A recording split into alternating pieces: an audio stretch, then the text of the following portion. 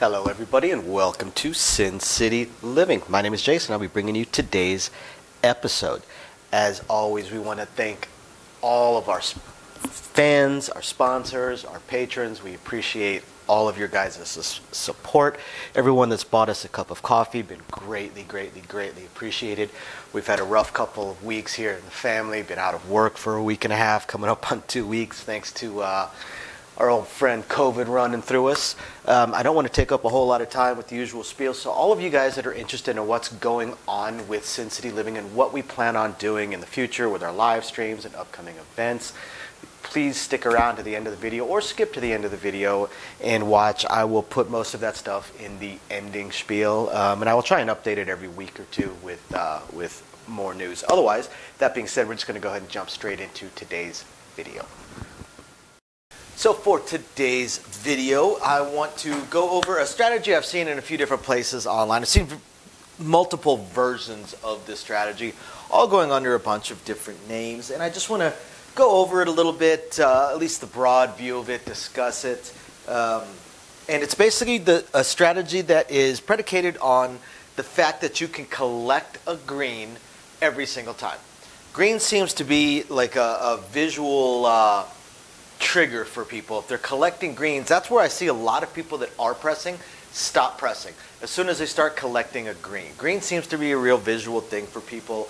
I'm not too sure why. If you buy in for 500 bucks, one green is 5% of your buy-in. I mean, to me, a good stopping point would be maybe the blacks, which is another visual trigger for a lot of people.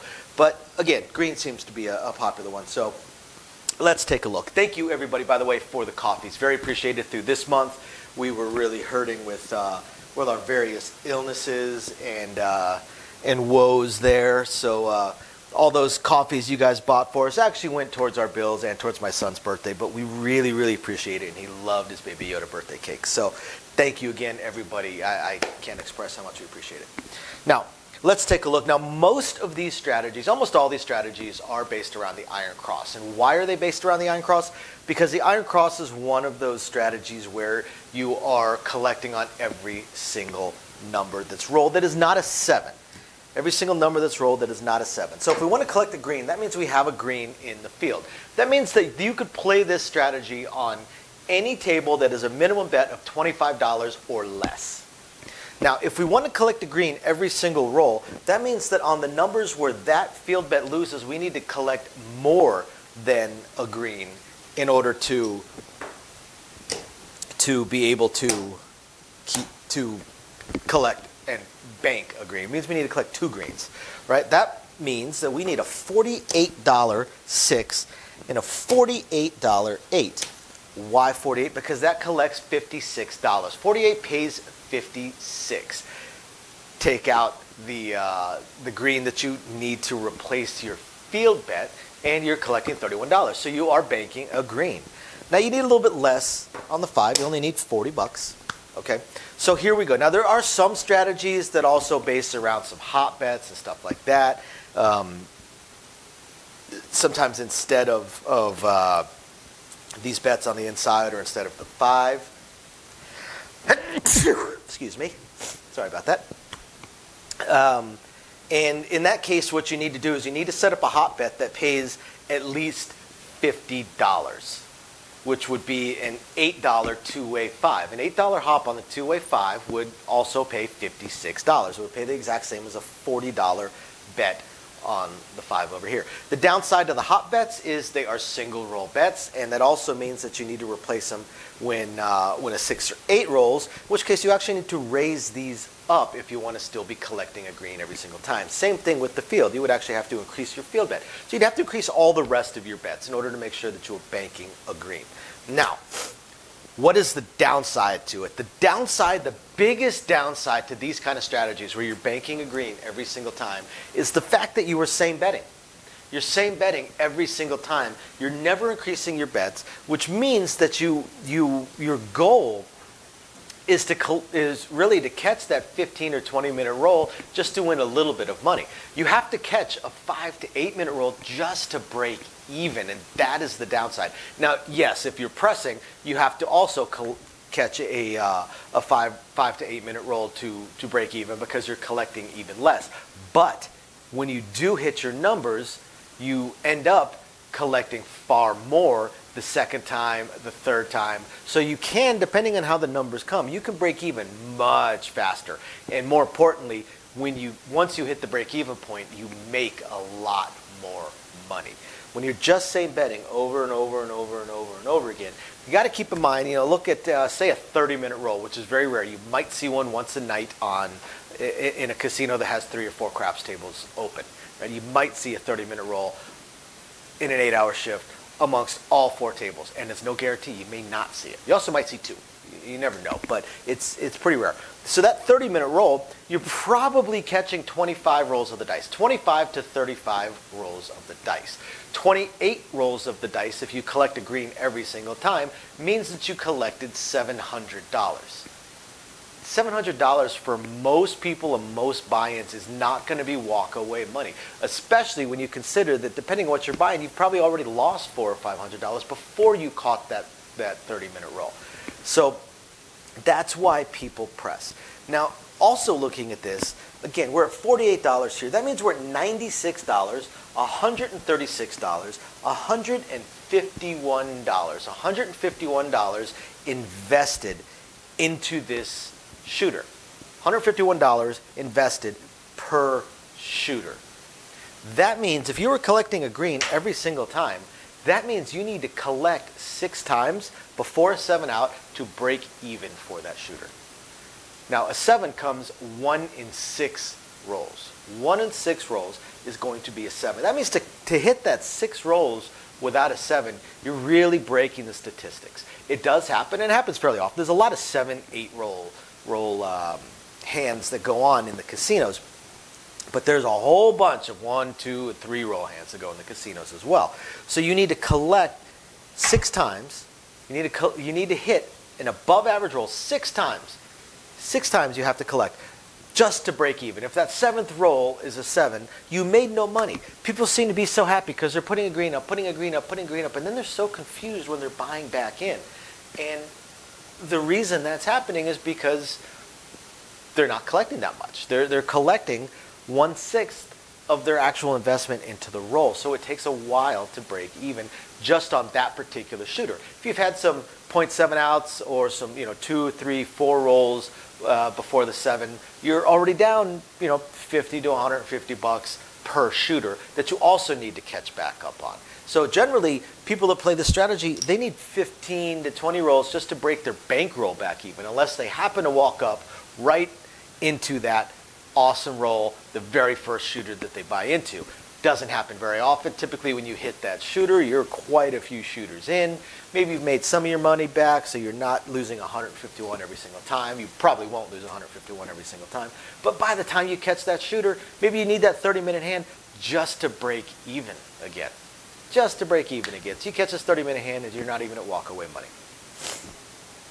So there we go. That's a brief analysis of the various strategies. I obviously didn't show all the various strategies, but because they're all pretty close to the same. They're all just minor tweaks. Basically, bet every single number in such a way that you can collect a green every single roll. Here's an alternative. Now, remember, that's $151 investment, correct? $151. Well, if we look at going this way, do all the numbers. Now you're going to need a $15 minimum bet table in order to pull this off, okay?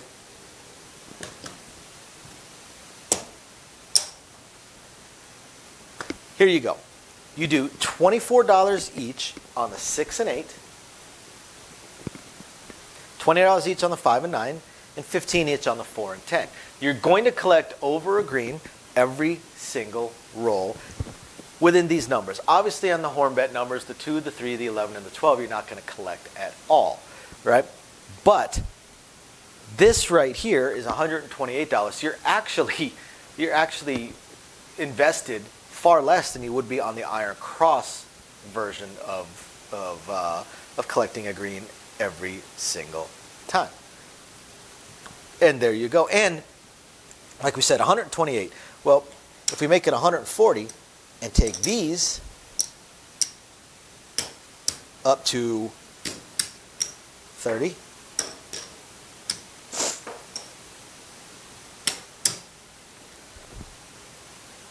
now you can, since this is a third of all the non-losing rolls, this is 10 of the 30 non-7-out rolls, the third of them, now you're actually making enough. You're making 35 here. Now you're making enough that you could do a $5 horn bet.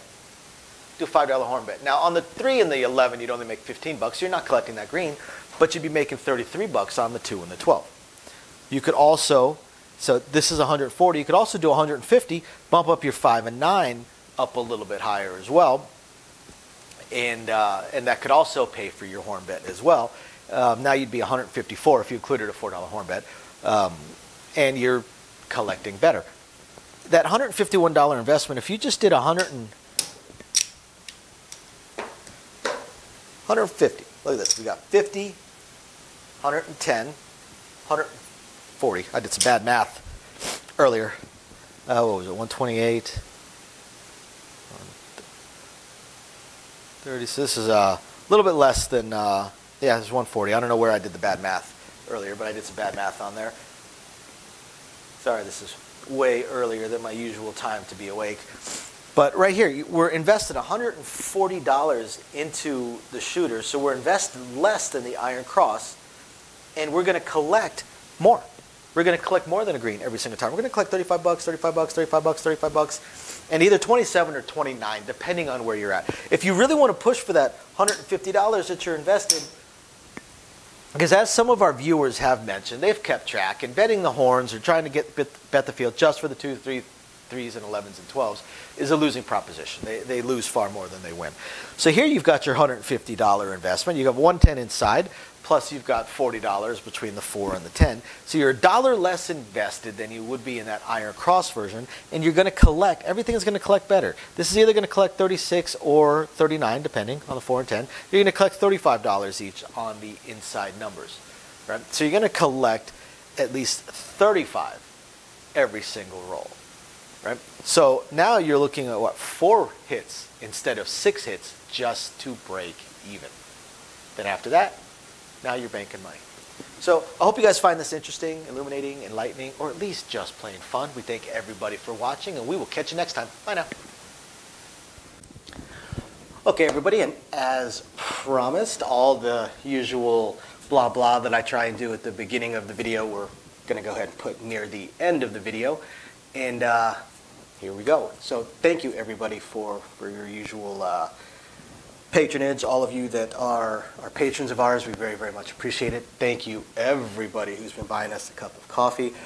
Love to say it's going to coffee right now, but this month with the entire family out for COVID, it's honestly going to Bill's and probably the kid's birthday in a week. But we definitely appreciate it. We're going to continue working on these live streams. I know you guys have seen some of them popping up. Just got to figure out the look of it, and some of the audio is still giving me issues, but hopefully we'll be getting those live streams and the craps tournaments going as soon as possible. Really just going to depend on scheduling.